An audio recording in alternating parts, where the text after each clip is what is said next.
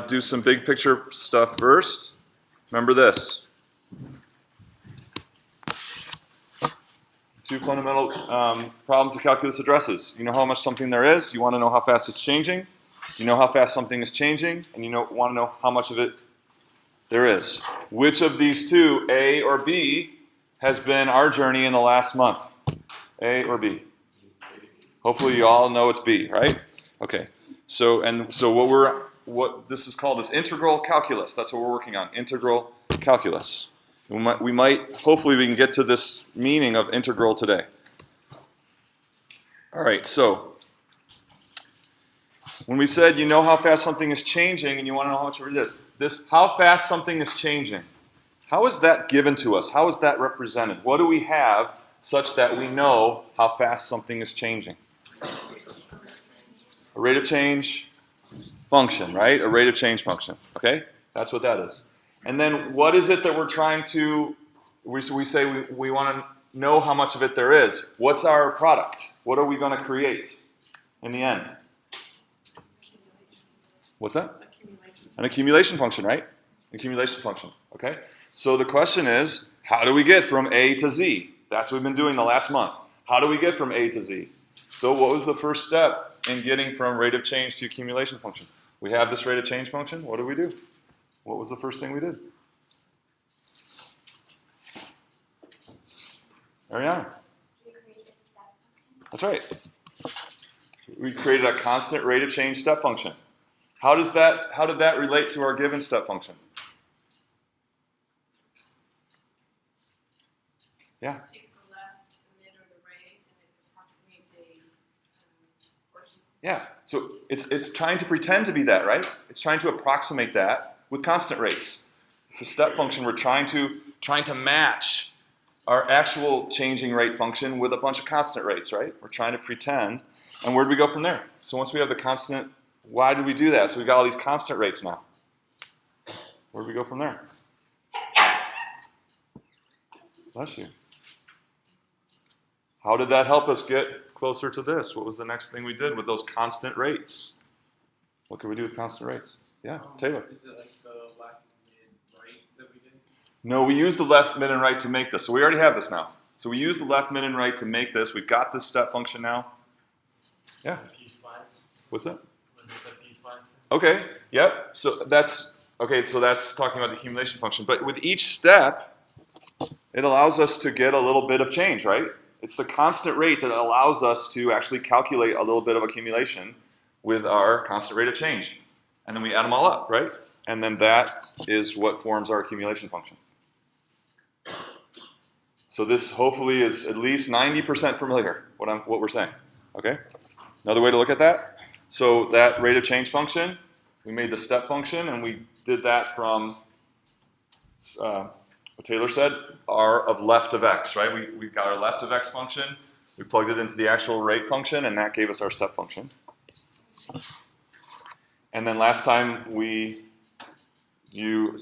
went through this, and we want to review that, okay? So not only, don't look at this formula as something, oh, we've got the formula now and we can just plug in and crank out values. You have to understand this. You have to really understand all the nuts and bolts of this.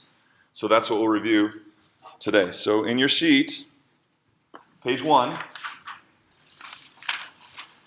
I've printed that accumulation function up at the top, and then I've given a very generic picture of a rate function and some other things associated with the rate function that should look very familiar.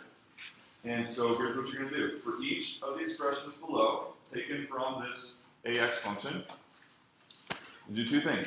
You're going to write out in words the meaning of what that value represents. All of those are a value. All of those expressions give you a number, a value. So you're going to write, what is the meaning of that number? What's the meaning of that value? And then identify and label it on the image, if possible. So whenever you can take one of those and say, oh, that's this right here, or that's this interval, or that's this length, go ahead and do that. So you're going to write out a phrase to describe it, and then, if, as you can, put something on the diagram to illustrate it and label it and identify it. I want to, before you start, I want to give you, there was questions about this index, right? j equals 1 to this floor function. And people had asked, can you start it at 0? And what does that number represent? Let me give you a different way of thinking about this that I think is really helpful. Think of that j value as counting the intervals. So when j equals 1, that's focused on the first interval. And when j equals 2, that's the second interval. So that j is like a counter. And so you just, as we march along the intervals, j goes 1, 2, 3, 4. So it's a label for each interval, like counting the intervals from left to right. Okay? And that helps to know why we start at 1, why we wouldn't start at 0. Okay? And then it also helps bring meaning to where j comes into the formula. Yeah? So would j be plugged into a or j? Because j equals 1 would be plugged in for j, because isn't a the starting point? Or is Yes, it- did I say something contrary to that? I was just, Yeah, okay. J is J, and A is A. Those are two different things. Right. But when I'm trying to give you kind of a meaning for J, why we start with 1.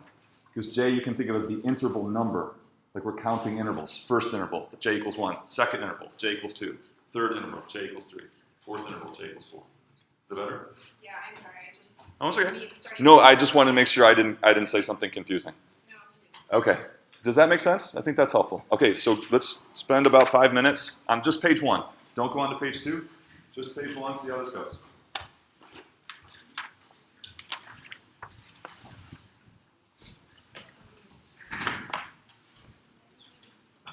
Who needs a handout?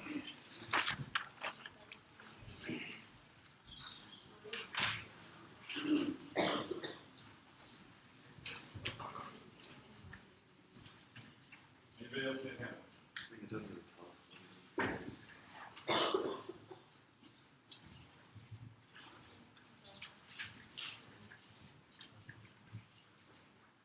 Okay.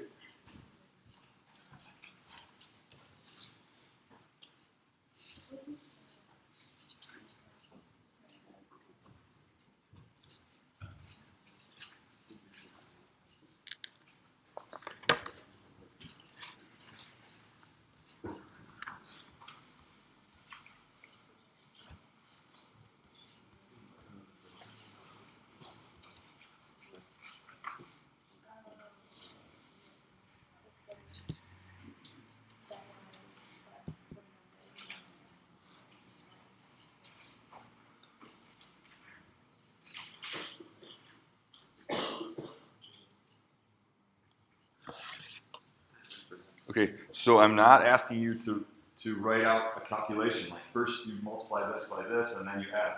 I'm asking about the final value, right? Once that gives you a number, what does that number mean? That's what I'm asking.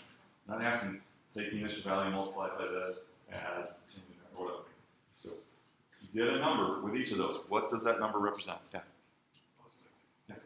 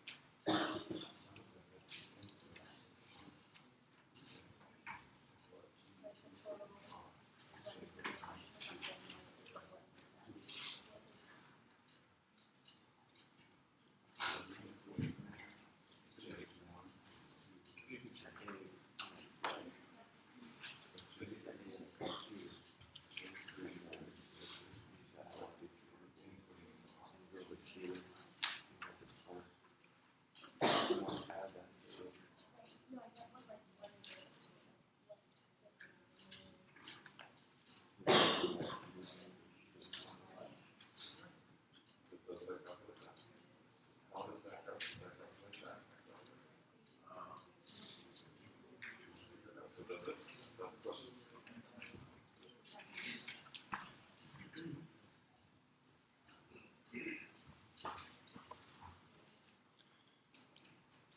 The third one, that's the one I want to make sure you guys get. What is that? That's the input into R on the left side of that equation. Input into R. How does that work? That input into R. Make sure you get that one.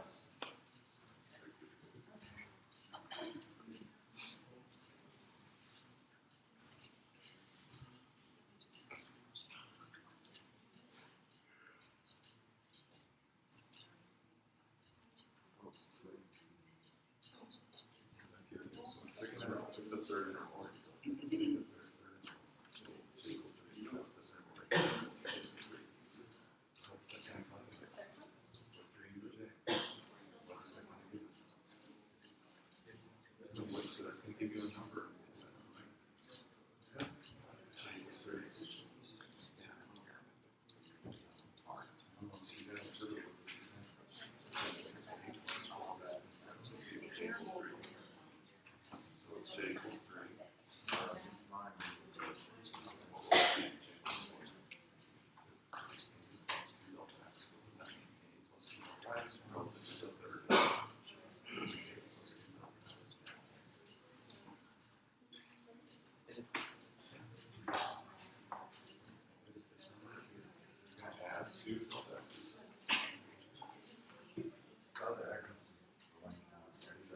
A is an X value. No Y values involved here. A is an X value. So this picture is showing that A is here. We're getting that. There's no.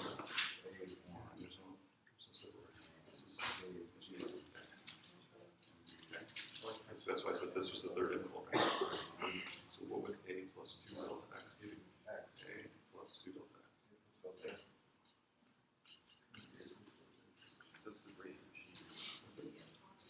An X value or what? So the configuration interval, the third interval, that expression is that. Right? It's not 3, you don't know what the scale is here. Do you see? You have no idea where 1 to. This could be 0.001, this could be 100. But you can't because this A could be anything. And this distance is different than that distance.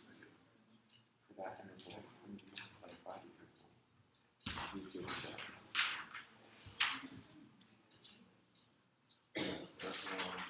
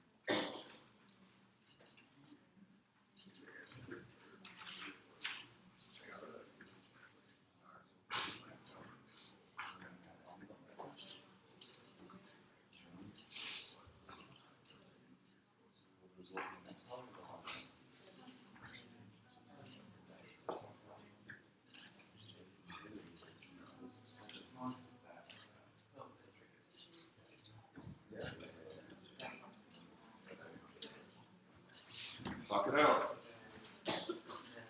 Questions?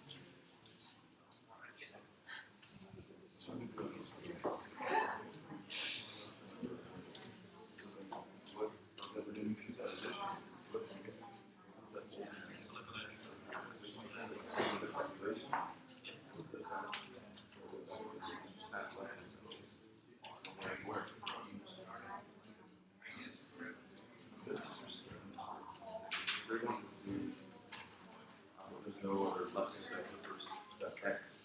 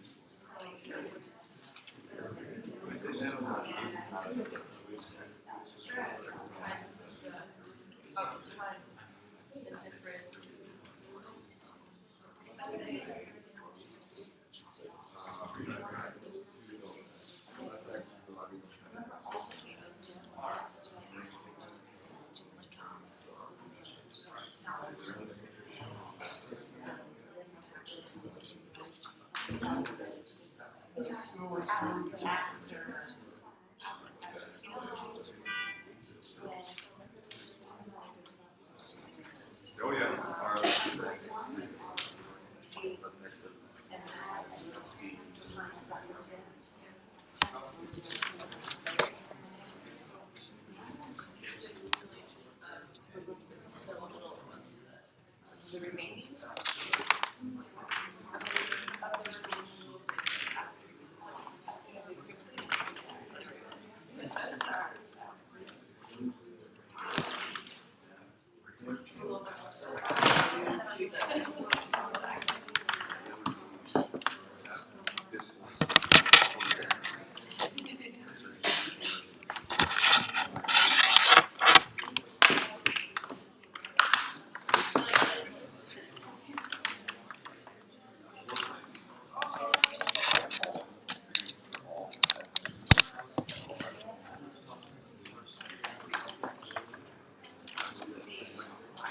Okay, let's see how you did.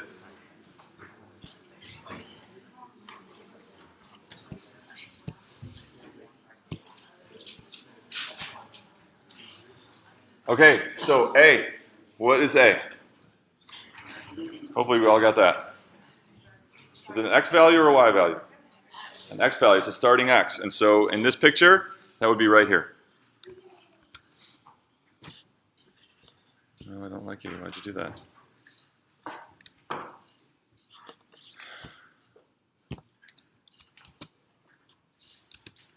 Because it's not on. That's why.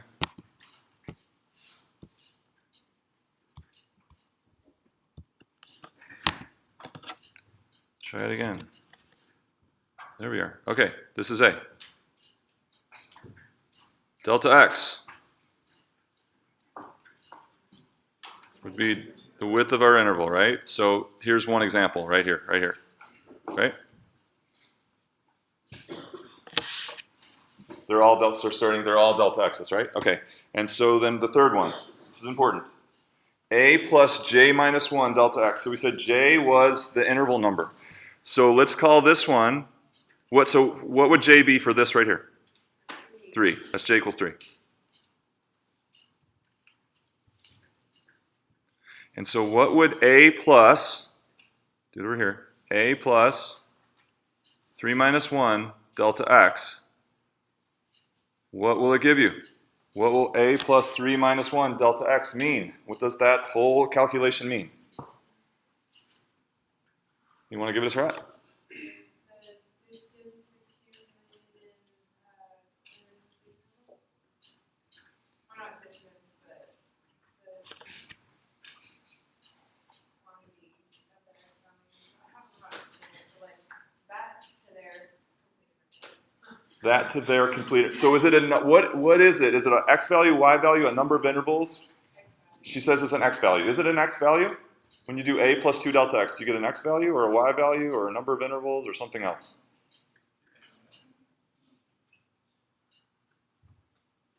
Adam, You're going to simply get how many complete intervals you've got.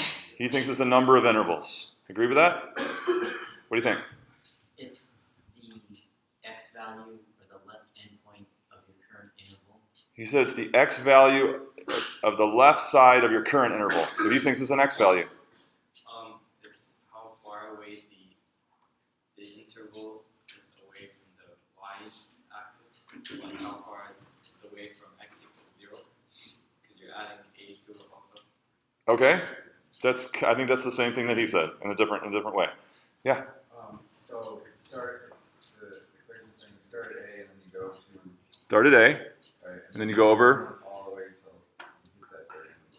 This Okay? from A to That's exactly right, what he said. It's the left end, the x value at the left end of the jth interval. It's the x value at the left end of the jth interval. Because you start at A, and then you're going to add once, whatever the interval number is, you're going to add one less than that. That's going to take you to the left endpoint. You see? That's what that A, that's an important expression there. So it's the x value of the left end of the jth interval. Yeah. So can we define that as left of x? Is it left of x? Okay, so let's talk about left of x. In this situation, is that left of x? Some nodded, some said no. So where is left of x here? Yeah. At where the red line is. The big red dot. That is left of x. Because here's our current value of x. Left of x is there. So it's like left of x, but it's already happened, right? Because J has been counting. 1, 2, 3, 4. So it's all the lefts, sides of all the intervals up to the current interval. Left x is the x value at the current interval, right? That's the difference. So it's a lot like left x, but we've already done it, right? It's in the past, and it's all of them because J can change, right?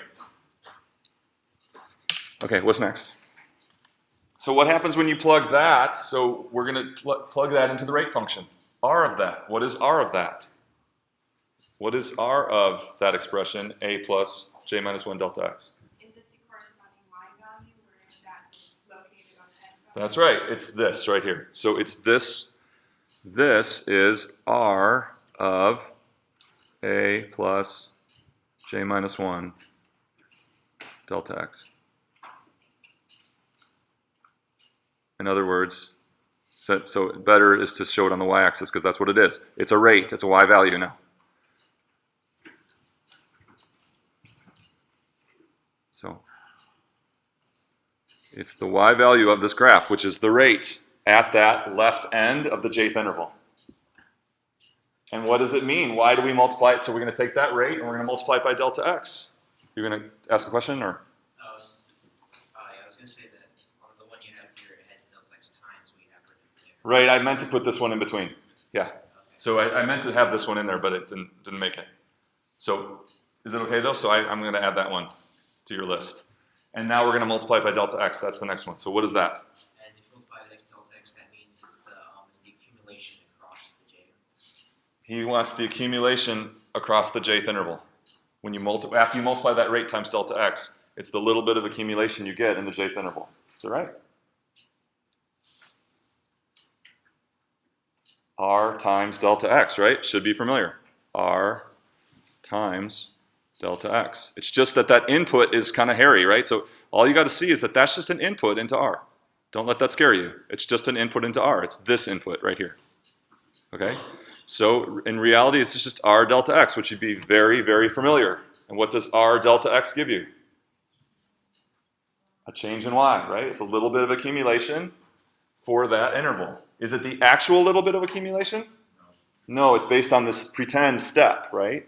So it's an approximate amount of, when you take, that's not minus, that's times. When you take R times delta X, we get a little amount of accumulation for that interval, for that step. That's an approximate amount of accumulation.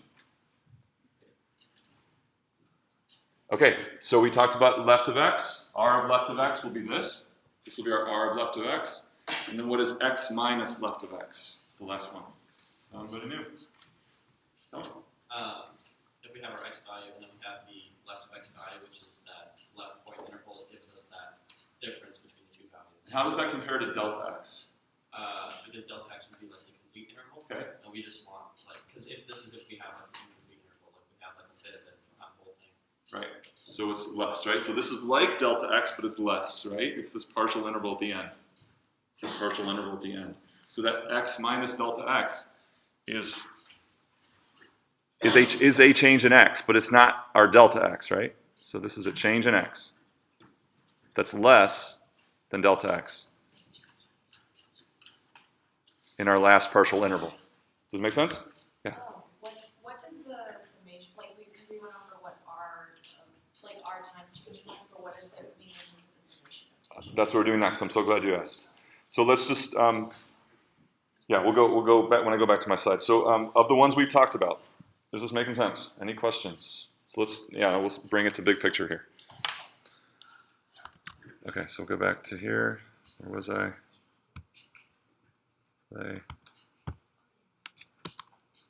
Okay, so this is her question. What does this mean? So now what we've got, these are just R delta X. And the sum, so we're summing up a bunch of R delta X's. What does it mean?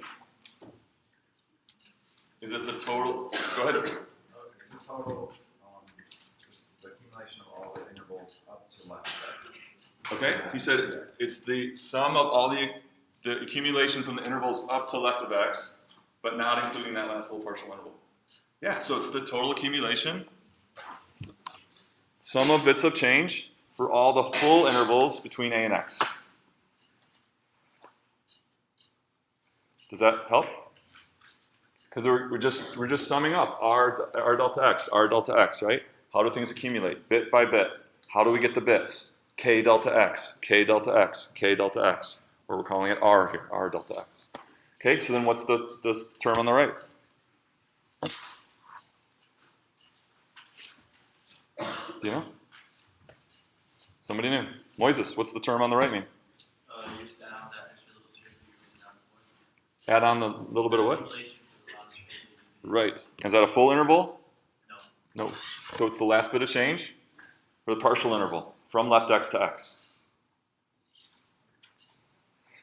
Yeah, so I think the thing that's scary about this is this right here. This is what kind of, oh, I'm sorry. So don't let that frighten you. Know what that is, but then just know that it's just an input into R. It's just an X value. Which X value is it? The left endpoint of the jth interval.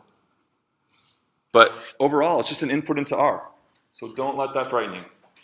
Then what is this whole thing then?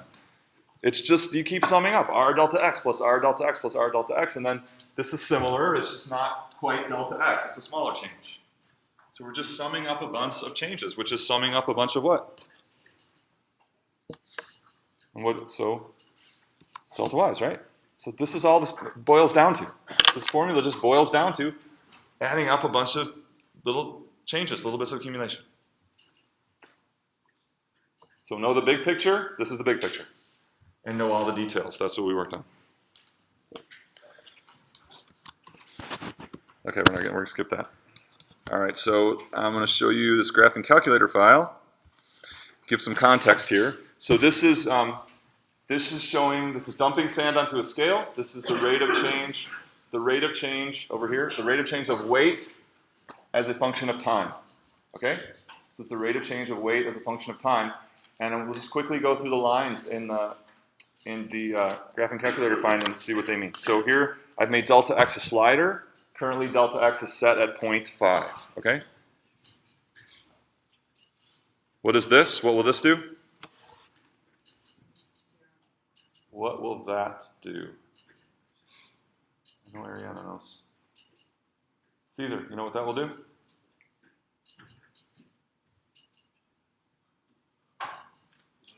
What does the brackets do? It's a point on the x-axis. Will it put 1 point? No, put all of them. Right, they'll put all the points that mark off the intervals, right? Let's make it something different. How about- Okay. So it marks that, we'll put the points on the x-axis to mark off our intervals. Okay? We all know what that is, right? What's the input into that? The input into left x is what?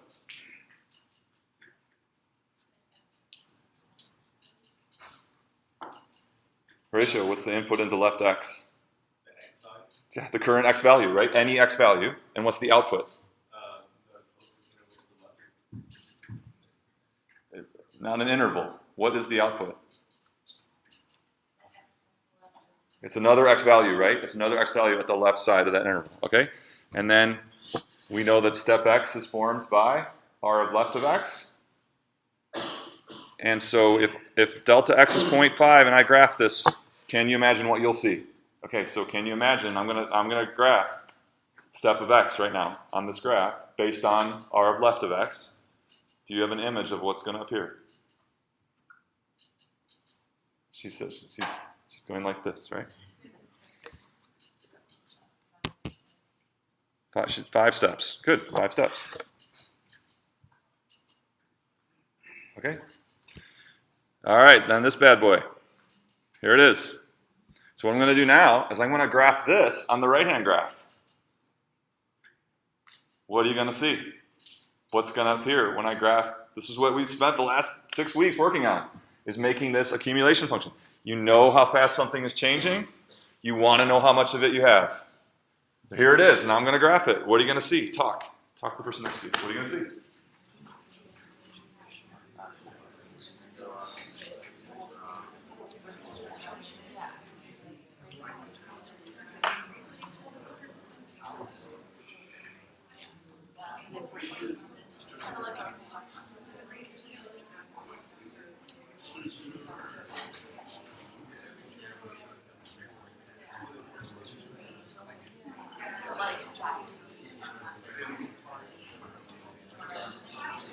Make a quick sketch, and I'm going to walk around and look at your sketches.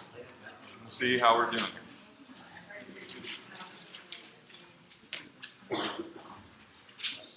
Just a real quick sketch. Boom.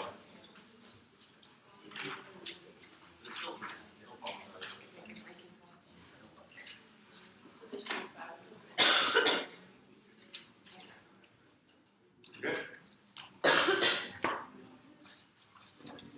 So is A of X based on R of X or is it based on the red graph or the blue graph? Is it based on the, so just to think about, is it going to be based on the red graph or the blue graph? Is it based on the red graph or the blue graph? Show me a picture.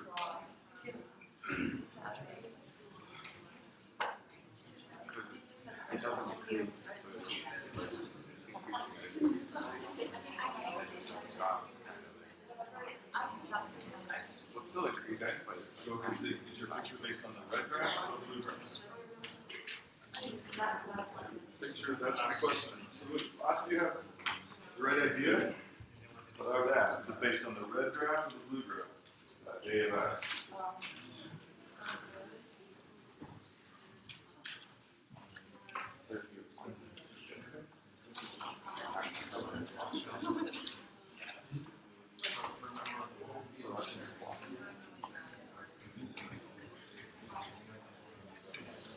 Okay, so I saw several. So I'll just put it out there. Is it based on the red graph or the blue graph? Is this accumulation function building upon the blue graph or the red graph? Blue graph, right? So what kind of graph will it be? And just in general, what kind of graph will it be? will be a step function. It'll be a step graph. It will not be a step graph. Piecewise constant. Piecewise, not piecewise constant, but piecewise linear. Okay, so let's do it. So in Graphing Calculator, to open up a second window like this, you use apostrophe. For those who've had calculus before, this is not prime. This is just Graphing Calculator's way of you telling it, I want to open up a second window. So this does not relate to calculus if you've had it before, like y prime. Okay, that's not that. Here it is. Who got it? So lots of you got it. I saw several of you got it. Okay. So I have now, you can flip over to page 2, and I have an animation about this that you can talk about.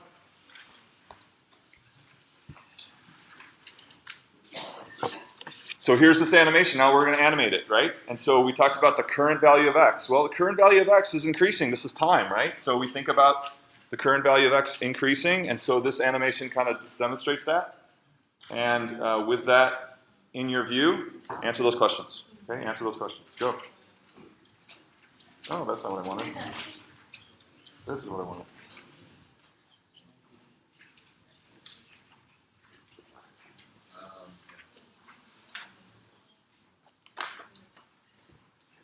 Page 2.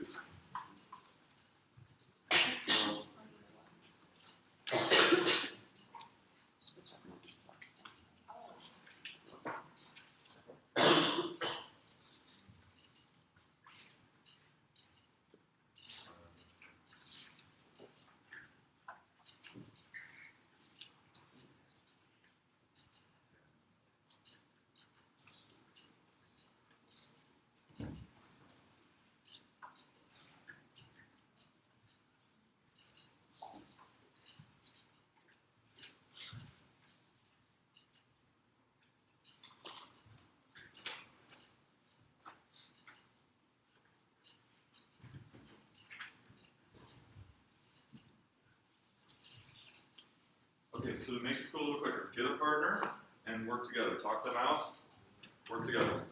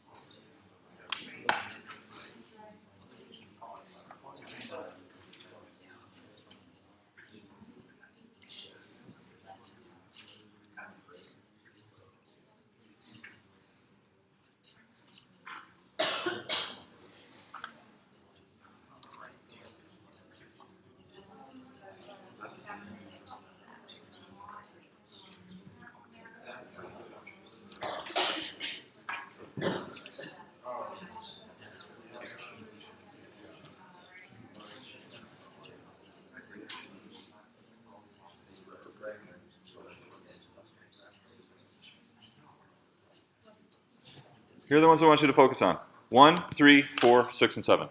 1, 3, 4, 6, and 7. So from here on out, ignore 2 and 5. Ignore 2 and 5 from here on out. Oops.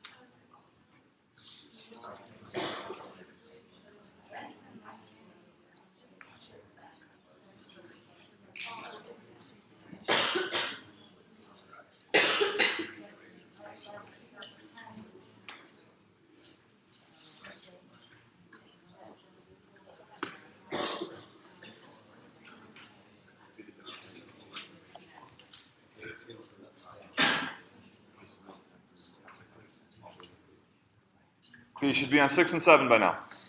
You should be on 6 and 7 by now.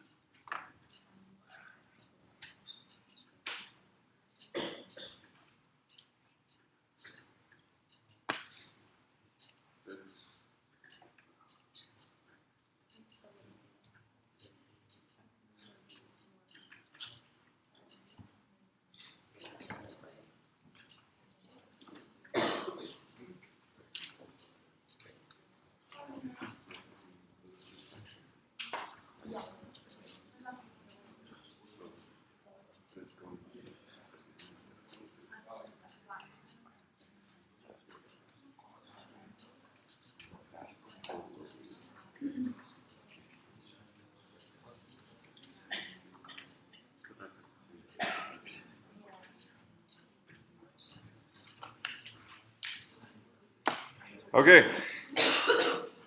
let's start. Where do you see elapsed time growing here? Which x-axis? Axis. Both x-axes, right? It's both. Both x-axes. Where should you look to see how fast the weight is changing for the current value of time? Yeah? Good. What's that? Graph 1, Graph 1. What about graph 1? Where do you look to see in graph 1? the y value. The y value. The y values in graph 1 show the rate of change of weight. Is it estimated or exact? Yeah, it's actually showing both, but the focus of the animation is on which? Exact or estimated? Estimated, right? Because it's following the step graph. Okay. All right, so if we have, no. You talked about that for a month. Okay, where should you look to see A of X? Where should you look to see A of X? Scott? The right graph, The right graph. What about the right graph? the pink or the corresponding x point on the pink line, or sorry. So wherever the x is, the corresponding y is. The corresponding Y? Yeah, I'm asking about outputs, right? So you're going to look at but the Y value, right? So these are outputs, right? These are outputs. You're going to look at the Y value. Does the function give estimates or actual values? Estimates, okay? Estimates. Okay, what does a point on the left-hand graph represent? Stop it.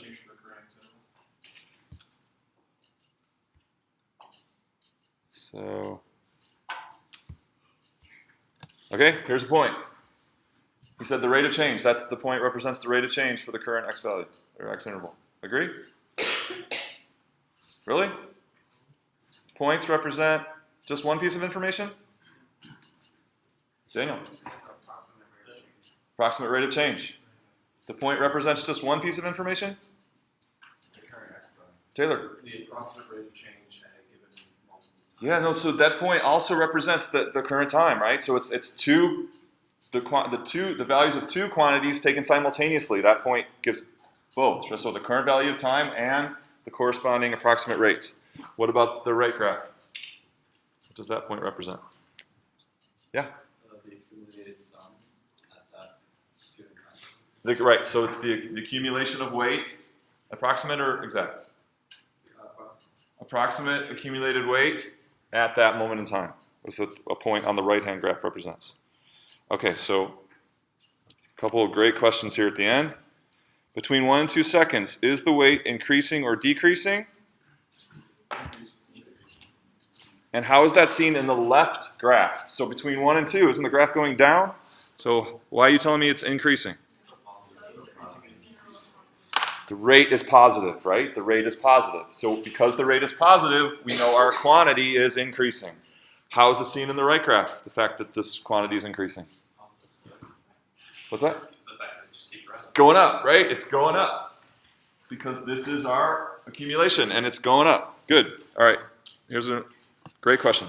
How can the change in weight between 0.5 and 1.5 be determined from the left-hand function? So I want some actual mathematics here. So between 0.5, so between 0.5 and 1.5, how can I calculate the approximated change in weight between 0.5 and 1.5? Go ahead. It's going to be the change in weight from 0.5 to 1, and then the change in weight plus the change in weight from 1.1 to 1.5. Good. So can I call this delta y2 plus delta y3? How about that? Because this is like first, second, third, fourth. Okay, let's be more specific. How do we get delta y2 plus delta y3? Yeah. So it'd be the rate of sub 2 times delta x plus the rate of sub 3. Awesome. So we can say R2 delta x plus R3 delta x, right? Excellent. How about over here? So this is what? This is our AX function. How can we calculate that same value of the change in weight from 0.5 to 1.5 now in relative to this function over here, A of x? You just go A of 1.5 minus A of 0.5. So what is? Tell me what A of 1.5 represents. Output, so it's getting a single y value. That's like the same thing. So A of 1.5 means what? It gives us that accumulated at that time From when to when? at 1.5 seconds from the beginning. From 0, right? So that's the approximated accumulated weight starting at 0 up to 1.5 seconds. That's what the y value means at 1.5. And you wanted to do what? And then subtract from that data 0.5. Why? Because that finds the difference. We're getting rid of that first bit of the accumulation from the beginning to 0.5, and we want the difference between the two. Right, so if this is all the accumulation from 0 to 1.5, and this is all the accumulation from 0 to 0.5, we want to chop that off to get how much accumulated weight starting at 0.5 up to 1.5. Okay, so these two things are equal, and this is a huge idea in calculus. Okay, so